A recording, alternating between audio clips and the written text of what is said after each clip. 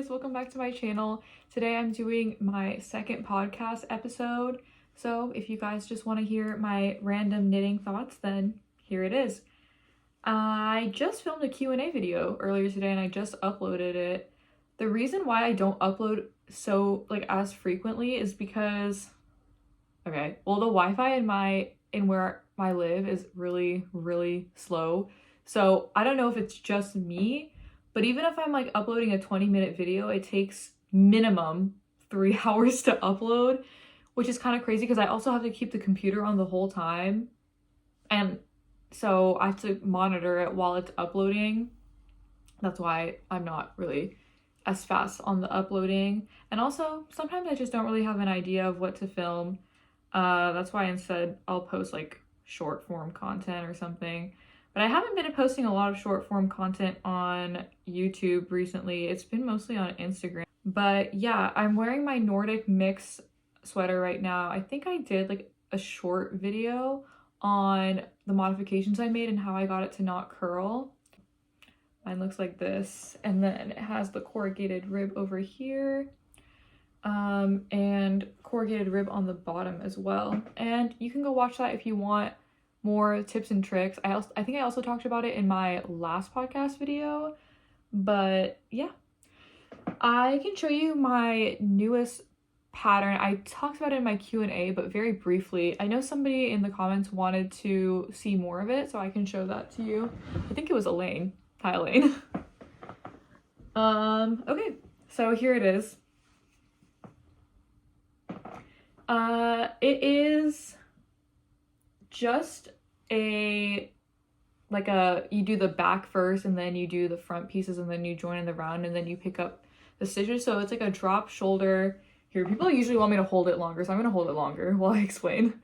Yeah, so you do like the drop shoulder situation, and then I almost ran out of yarn. I think I actually did mention in my Q&A, I had about this much left of the Ravelry yarn in the main color to finish the sweater. And the reason why this was such a tragedy, it wasn't actually a tragedy because it didn't end up happening that I ran out of yarn, but why it was so pressing was because I bought this yarn in Svalbard, which if you don't know, like Longyearbyen is the northernmost town. It's like by the Arctic Circle. And so I just couldn't really get back there to buy it. And probably if I did, there was only one cafe that sells the yarn. There's no way they would have had that dye lot by the time I went back there because everybody knits in Norway. Especially like if you're living in the Arctic Circle, people are going to be knitting. So I don't even know. I usually do, after the body, I usually go ahead and do the neckline ribbing here because I feel like if you don't do it, you don't really have a proper sense of how long the arms are going to sit on you because it cinches it in a little bit, right? So the arm could end up being shorter. But what I had to do was I had to just like check to make sure that I had enough for just to use one ball on each sleeve, and I actually did. And then I used the leftover that I had from the body to make the neck. But the neck, oh no, actually I did the neck right after I did the first sleeve because I like figured I would have enough.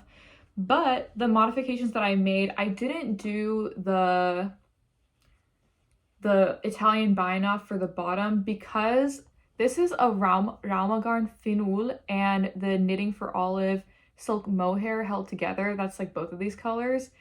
And the thing is, I'm just like not really in the vibe of doing Italian bind off for something this wide with 2 strands held together of mohair and wool because it would not go through. For some reason, it just kept tangling, breaking, getting stuck. I was frustrated. I wasn't having it. So I just did a normal bind off, you know. It doesn't really bother me the way it looks. It's fine. But then I did the Italian bind off here because it wasn't that long, but it still was a little bit challenging because what they don't tell you about the Italian bind off is when you're knitting it in the round, it's different than when you're knitting it flat because that purl stitch, you have to like kind of twist it even more. Like, I don't know how to describe it, but it's a lot harder to get in there when it's in the round, when you're on the purl stitches, than it is when it's knit flat. So that was another thing that I didn't want to do like 200 something stitches down here with long, like really long tail with, you know, with 2 strands held together. So, yeah, if anybody else knows what I'm talking about, it's very oddly specific, please let me know. And what else can I say about it? I finished this on a flight from Nicaragua. No, I finished it before the flight to Nicaragua. I was weaving in the ends on the way back, but like I think I finished weaving in the ends right before we took off. I mean, while I was like waiting at the airport. So I was just sitting on the plane like this, and I was staring at the wall or like the seat in front of me.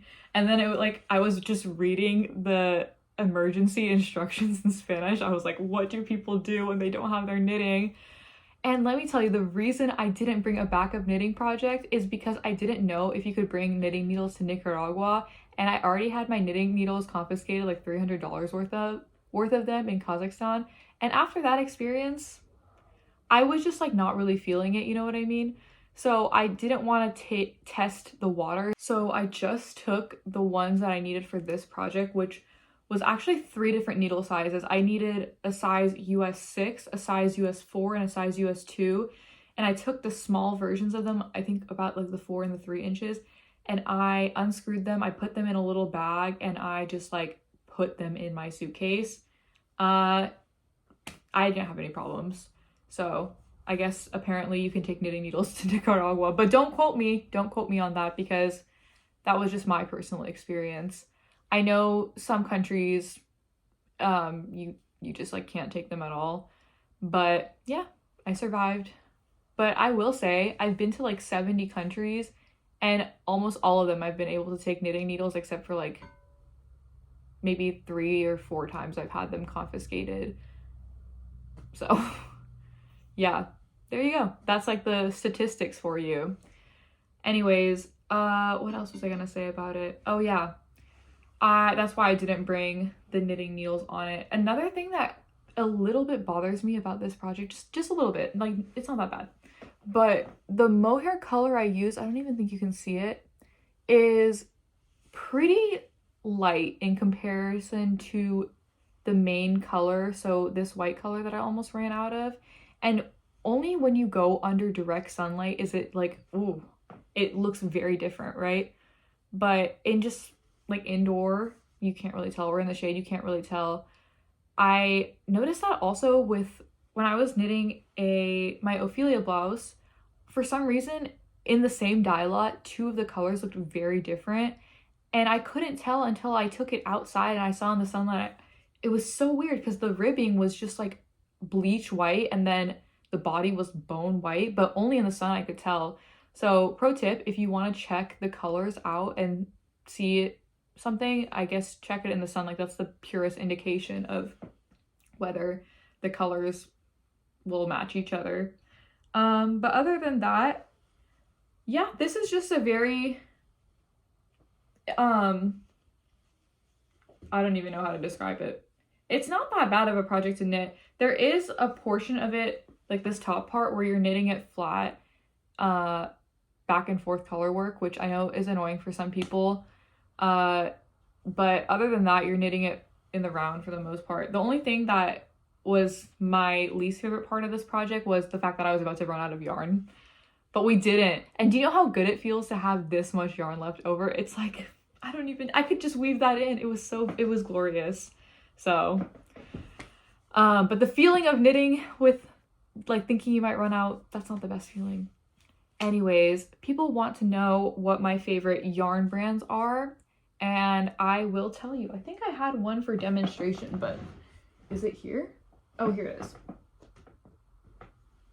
I'm like looking at this sweater in the view, in my phone, and it actually looks pretty cool. Like I'm just admiring all the different patterns on it. But anyways, so I really, really like Danish and Norwegian yarn. I don't know how many, actually I think the number 1 country that watches my videos the most is USA. I feel like for most people, USA is the most viewed country of stuff. Number 2 is Germany, which is really cool. So hello to all my Germans. So I think the Germans probably have access to this yarn or are more familiar with the yarn I'm going to be talking about. Not sure if every American or Canadian would know. I think Canada's number 3, so hi Canadians. And I'm just gonna explain them anyways to you because you can order them online, honestly. I order a lot of my Norwegian and Danish yarn. If I'm in the US, I order it from Woolen Company. They have free shipping. I think it's like US free shipping. But if you're in Europe, just order it in Europe. You don't want to pay for the international shipping. And you also probably don't have to pay the tariffs on it as well. So my favorite right now is this yarn brand that basically I've never heard of anybody talking about it, is the Hills Fabric. And it's, so I use this. This is their this is their Norse wool. And then there's another Val something. I think, okay, so this was the Norse wool. The other one, I don't remember what it is, but it's called Luna. This thickness is called Luna. You can probably find it online. That's what I made my two Dagmars actually. But for some reason, the texture of the Norse wool and the texture of it's either Finnish or just like standard wool is different. For some reason, it's different. This one is softer, I will say. The other one is a little bit hairier and a bit rougher. So it's not like this is like completely soft, but when you knit it, this is the perfect texture. So I recommend the Luna Norse wool. Very specific. Not sure if you can find that one online. I haven't bought it online, but I recommend this one. For this sweater, I use Rauma Fivel, like Fivel, Fivel. And it's 2 different colors. So this is like a thicker yarn. I use a size 8 needle, US 8, which is, I think 5 millimeters to knit this. So it's a pretty thick yarn. And the other one, the terracotta sweater that I just mentioned, it's the Finull. So Finull. They're different. So Finull is like for US 4 needles, which is 3 millimeter, I believe. Yeah, so very different, but these are really nice wools to work with, especially for color work, because they're solid colors. And I really like how solid colors look in color work because you don't have to worry about the dye change in hand-dyed yarn mixing up some of the patterns. I was helping somebody that I follow on Instagram. I think it was her first time doing color work. And I want to say that the more differentiation you have in your colors, the easier it is to see the pattern and the more it pops. If you're using like light purple and darker purple or very similar shades, or maybe you're doing all pastels, it can be kind of hard to see the pattern. So I would suggest using like sharp contrasting colors. That's what they do in a lot of Fair Isle techniques. You'll see very, very different colors. Actually, there's this Japanese color wheel chart where you can see what colors complement each other the best, even though they're contrasting colors, which is pretty cool. I think you can buy a book of it. I don't have the book of it, but I've just seen it at some yarn stores. So that is really cool. I like how I brought my project out here as if I was going to knit, but I feel like I'm so concentrated on the knitting that I can't do that because I'm designing it myself and also talk at the same time. So this is just gonna sit over here while I talk about the rest of the yarn that I like. I also like Sandnes Garn. Sandnes Garn is not super washed, but for some reason it also doesn't feel as rustic to me. So if you want something kind of in between a superwash and a rustic yarn, I would say it's pretty good to use Sandnes Garn. I've used Double Sunday a lot. I have Sunday. I haven't really used it. I've used the Tin Line. I've used the Line. What else have I used from them? I've used their newest one. I think it's called Atlas, like the super thick one. I've used the Mandarin Petite for like my tank tops before. I've used a lot of stuff by them, honestly. So I think I can give like good recommendations. I love the Mandarin Petite. Mandarin Petite's a really good cotton yarn. Actually all of them. I recommend all of them pretty much. So that's another one. That's a Danish yarn brand. No, sorry, Norwegian yarn brand. Knitting for Olive is the Danish yarn brand that I was going to talk about. So that's what this is made out of, the one that I'm making right now. And also my Ophelia top. This is Knitting for Olive Pure Silk. And I will say, if you haven't knit with it before, I just want you guys to know this. When you're knitting it, it may feel a little bit wiry and not very soft, and it doesn't like lay the way you want it. It kind of has a tendency to wrinkle up. When you block it though, it becomes so soft and so flat and nice. Especially when I was doing my Ophelia, the process of knitting it curls a lot, and even the top I'm making right now, it curls a ton. So when you're actually done with the project and you block it, that's when it's like you're seeing it for the first time almost, if you know what I mean, and you're feeling it for the first time. It is really soft and nice after it's blocked. But I actually have gotten some like rug burn type thing from knitting with it sometimes, because it is a little bit rough, but I still really like that yarn. I've also knit with the Knitting for Olive Heavy Merino, but what can I say about that? I knit like a sweater in it, but I also used the leftover of the sweater to make the Miffy bonnet that I posted the pattern for. And what else can I say? What was the other yarn brand? Oh, the Herholtz triple. But Herholtz yarn in general, it's also Danish, and I think Petite Knit has a collab with them. But I made this with the triple yarn. This is my Esther jacket by Petite Knit with the Norwegian snowflake buttons and the German tag.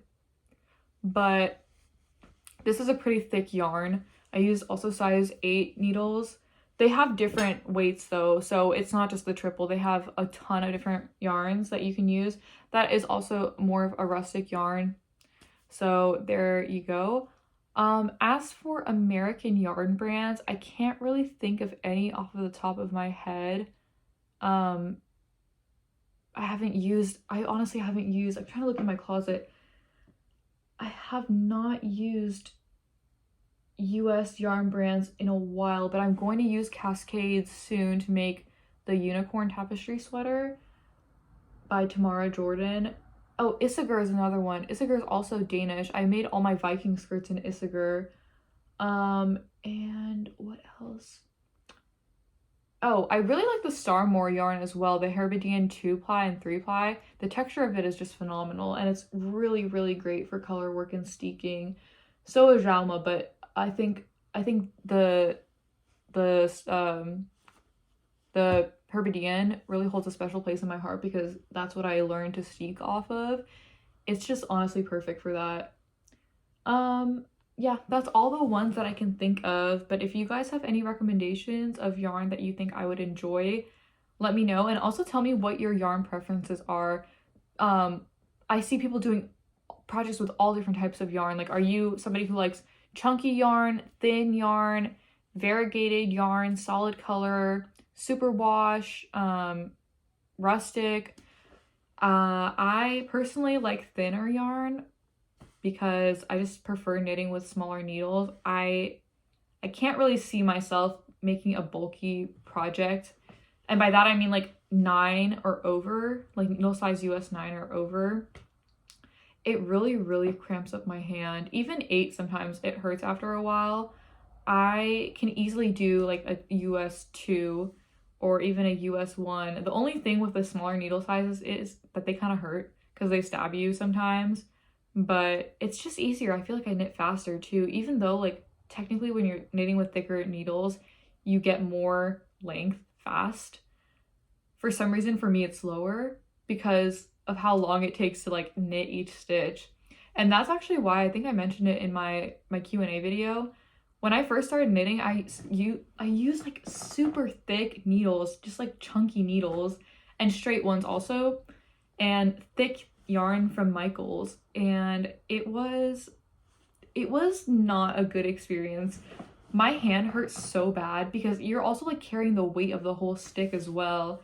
If I had to give one piece of advice to anybody who's thinking of starting to knit, I would say pick a US 6 needle, US 6 or 7, doesn't really matter, and a DK weight yarn. I feel like that, if I learned to knit with that, I wouldn't have given it up, probably, because it doesn't really have the same level of stress on your hands. And also, that's like a baseline. I feel like you could go with, you could easily do projects that are bigger or smaller with the needle size if you start somewhere in the middle like that. And I also heard some people saying that they don't think scarves are the best beginner project because they're kind of boring, and I kind of agree with that. The recommendation was to make hats instead because you learn a lot of techniques with increasing and decreasing and shaping and 2x2 rib. I agree with that actually, because I think that knitting, once you know the stitches, the basic stitches of like knit, purl, cast on, cast off, increase and decrease, you can do any pattern. It just takes practice, but you can do any pattern really, because yeah, I've had to Google what SSK means, like, or yarn over YO.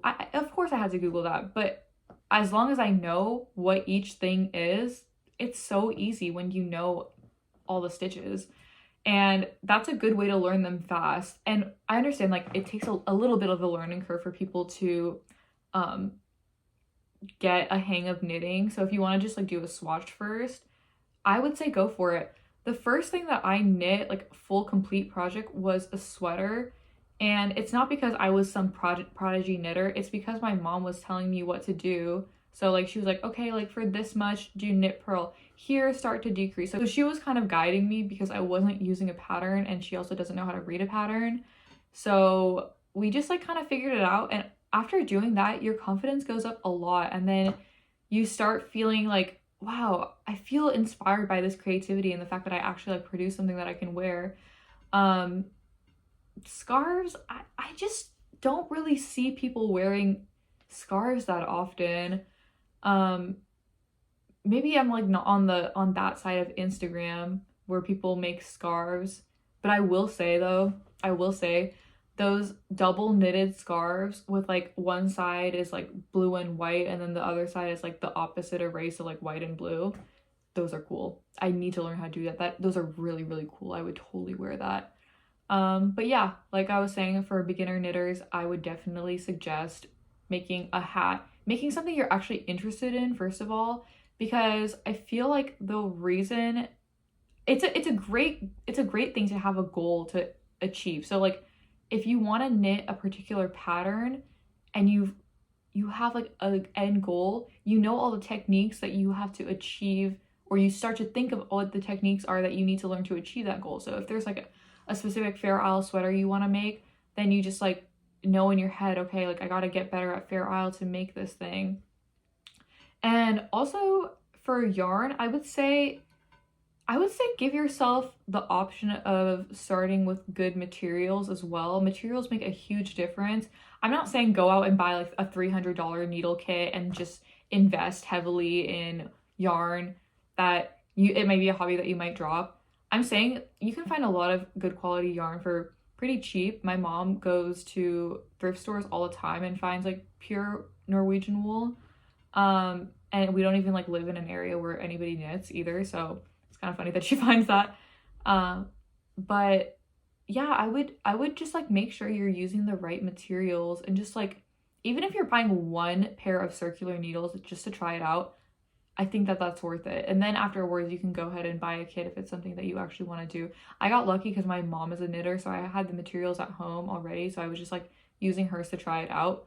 But yeah, my favorite knitting kit is the Chaigu needles. I have the black kit with all the needle sizes, and then I have the blue shorties and the red shorties. So that's from, the red is from 0 to 3 US, and then the blue kit is from 4 to 8. And I use it all the time for the sleeves. I couldn't live without them, honestly. Knitting wise, I couldn't live without them because I just don't really feel like double pointed needles are always the easiest. And also, I've had double pointed needles confiscated at airports, so it's just not something I'm gonna try again. But yeah, Another thing I wanted to talk about is I feel like I'm in my designing era, and I started, like I said, I started without patterns, so I was just like making up stuff. And I feel like I kind of like strayed away from that, and I wanted to get back into it. And the reason I wasn't really doing it as much is because um like I said, like unraveling is hard sometimes. You don't really want to do it all the time. And also buying yarn for something that you don't have, like I don't know how it's gonna look like. So just committing to buying yarn for a project like that is a little bit iffy, but I am really inspired by, I feel like after I posted my hat patterns and I'm doing the test knit for my cardigan, I have another cardigan that's also a cable that I wanted to post a pattern of. I feel like, yeah, writing a pattern is a lot of work. It's a lot of work. But I have a base now and I feel like I could do it easier. So I have some other projects that I could write patterns for probably. The thing is, I made them kind of long ago, so test knitters are probably definitely required for that. It's my first time experiencing test knitting. I've never been part of a test knit. I've certainly never ran a test knit, but I've honestly really loved interacting with the people in my test knit. And I've seen pictures of their knits so far. It's so cool. It is really, really cool to see somebody making a pattern that you made. I will say that. But yeah, like I said, I'm working on my Qipao Chinese dress. And also I was going to make a different type of Chinese jacket, like Chinese inspired jacket. I have red Chinese clasps that I got from Japan. And I have some gray alpaca yarn that my mom got from the store in San Diego. But the store, well, the store's not closing, but the yarn brand I think is going out of business, or there's just like stopping production. So she got yarn for that. And since I am basically out of yarn from the last time I bought yarn, I'm using her yarn. And yeah, I was going to knit that, but the thing is, that also puts a pause on the other project plans I had for this year, because designing something obviously takes more time. There's more unraveling involved. There's more thinking involved. But I really, really, really want to do it. I think it would be really cool. I think I even want to publish the patterns in Chinese. I've done one translation for Dreamland Knits where I did the Chinese translation for her pattern. But I know not a lot of Chinese people use Instagram, but I have some friends in China, so maybe I could like do some advertising through that, because I think knitting is becoming a little bit more popular in China. It's still not as popular as in Japan and Korea, I think. Knitting is really popular in Japan and it's becoming more popular in Korea, and I think it's picking up in China as well. But yeah, it's just something that I want to put out there. It's something that I think is really unique in terms of knitting. Like I said, I'm really inspired by ethnic looking patterns. So I think it's really cool. There's this book called Knitting Around the World, and the designer put different regions of the world, like I think maybe Central America, Asia, the Middle East, Scandinavia, different parts of the world, and she made pattern designs for each of them. And my mom made me the chunky reindeer cardigan that, I don't know if you guys know what I'm talking about. She made that for me based off of that book. It's probably from like the Scandinavian section. Oh no, I don't think it actually probably wasn't from the Scandinavian section. I think it's from another section. But anyways, I love that book so much, even though I haven't like knit other stuff from there. All of the patterns are beautiful in that book though. It's really cool to see different cultures represented in knitting, because knitting is not just something that's concentrated to one area. People around the world do it. So seeing different patterns is really epic. And that's another thing that I like about Starmore. All of her patterns, well, for the most part, as far as I know, they have a story, and it's cool seeing her write about it as well. Like the Persian Tiles one, it's about like a mosque in Kashan in Iran. The Leo scarf I made was based off of Egypt, and the Oregon Autumn was based off of Oregon in the United States. The Jacobite Rose is based off of Scotland. So there's history behind different things, and I want to bring that out in knitting. So yeah, I hope you guys like that idea. That's gonna be more of my focus for this coming year in terms of knitting, is designing more of my own patterns. But as far as the other patterns I want to do, I still want to complete that Korean tartan beija, which I talked about before, that it was like three-stranded and I couldn't really figure out the pattern. I need to get back into that. It's just a lot to think about right now. And then the next thing that I want to do is the Unicorn Tapestry by Tamara Jordan, so Starcross Knits. I would have to buy the yarn for that. It's the Cascade 220 Sport yarn. So I've never knit with that, but it is an American yarn brand. So that's what I was talking about. Like I wanted to do the American, or that was like the American yarn I was going to try. So yeah, I can't really think of much else to say right now, but thank you guys for watching my video. And if you have any ideas for future podcast episodes, or tell me what projects you guys are working on, I love interacting with the comment section. Anyways, thank you for watching, and I'll see you in the next video. Bye.